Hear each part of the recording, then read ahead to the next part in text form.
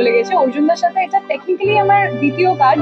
আরেকটি কাজ আমরা একসাথে করেছিলাম, বাট সেখানে আমারও চরিত্র খুব ছোট ছিল এবং ঠান্ডায় আউটডোর করছিলাম। ঠান্ডায় এমনি আমার মুখ দিয়ে কথা বেরোয় না, লাইনের বাদ দিয়ে আর কোনো কথা অর্জুনদার সাথে আমার খুব একটা হয়নি। আর অর্জুনদাও খুবই চুপচাপ একজন মানুষ। তো একসাথে জুটি হিসেবে এটা আমাদের প্রথম কাজ, কিন্তু কাজের অভিজ্ঞতা আমাদের খুবই ভালো।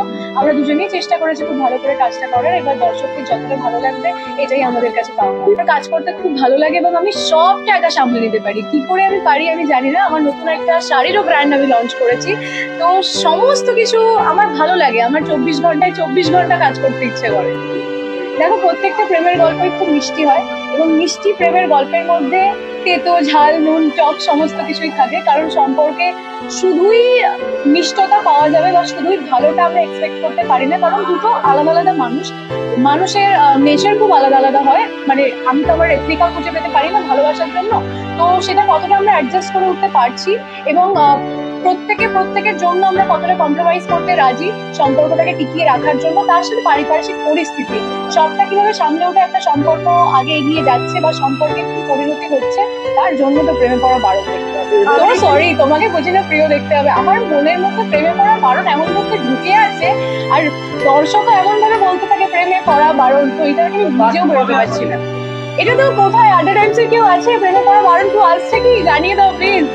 দেখো, ঝিনুকের চরিত্রটার সাথে আমার খুব একটা মিল একেবারেই নেই, আমি সেটাই বলবো। কারণ ফার্স্ট অফ অল ঝিনুকের বাবা আছে, আমার তো বাবাই নেই। আমি অনেক ছোটবেলায় আমার বাবাকে হারিয়েছি, তো বাবারও ইমোশন আমি কোনোভাবে রিলেট করতে পারি না। কারণ আমি যখন 1.5 বছর আমার বয়স ছিল, আমার বাবা মারা গেছেন। তো কেউ যদি আমাকে জিজ্ঞেস করে তোমার বাবাকে কেমন দেখতে ছিল, আমি হয়তো বলতে পারবো না। আমি ছবিতে যেভাবে দেখেছি আমি সেটাই বলতে। তো ভালোবাসার কিচ্ছু জানি না, ভালো খারাপ। দর্শকদের বলবো খুব তাড়াতাড়ি নতুন কিছু আসছে, ভালো কিছু আসছে, দেখতে থাকুন, নিশ্চয়ই জানাবো। আমি এই মুহূর্তে আমার অ্যাক্টিং ক্যারিয়ারে ফোকাস করতে চাইছি, কারণ এটাই করতে আমার মনে হয় কোথায় আমি এখানে এসেছিলাম। যদি কখনো মনে হয় আমি কেপেবল একটা শো করার জন্য, আমি ভেবে দেখবো। দর্শকদের এটাই বলবো, আমার নতুন কাজ আসছে, তোমাকে বুঝি না প্রিয়, প্লিজ দেখবেন এবং প্রচুর প্রচুর ভালোবাসা দেবেন। ভালো মানুষ, ভালো অভিনেত্রী, সাংঘাতিক ওয়ার্ক এথিক এবং সিনসিয়ারিটি, এরকম একজন যদি আমার বিপরীতে থাকে তাহলে তো খুবই সুবিধা হয়।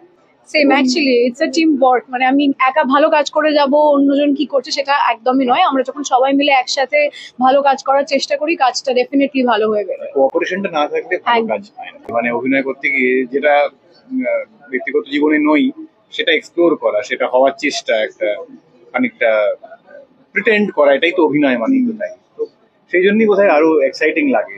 যত আমার মতন না হবে চরিত্রটা, ততটা কি করে কনভিন্সিং করে উঠতে পারে। কারণ শুধু প্রেমের সম্পর্ক তো নয়, ভুল বোঝাবুঝি, স্পেশালি যাদের ব্যাপারে আমাদের কাছের মানুষ, পিপল উই কেয়ার অ্যাবাউট, তাদের সাথেই ম্যাক্সিমাম ভুল বোঝাবুঝি হয়। মানে বাইরের লোকের সাথে তো ঠিক আছে, মানে দুবার ঘুরে তাকাবো না, হয়তো অতটা ম্যাটার করবে না, কিন্তু তোমাকে বুঝি না, সেটা প্রিয় হোক না হোক, সেটা মা বাবার সাথেও হতে পারে, বেস্ট ফ্রেন্ডের সাথেও হতে পারে, স্বামী স্ত্রীর মধ্যে তো হয়ই, অবশ্যই প্রেমের সম্পর্কে হয়তো একটু বেশিই হয়।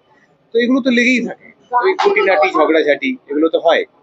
শুধু সম্পর্ক টিকিয়ে রাখা বা প্রেম ভালোবাসায় নেই, চ্যালেঞ্জ সব জায়গায় আছে। মানে পরিবারকে ছেড়ে কাজ করতে যেতে ইচ্ছে করে না, বাড়ি থেকে বেরোতে ইচ্ছে করে না, ওটাও তো একটা চ্যালেঞ্জ, করতে তো হবেই।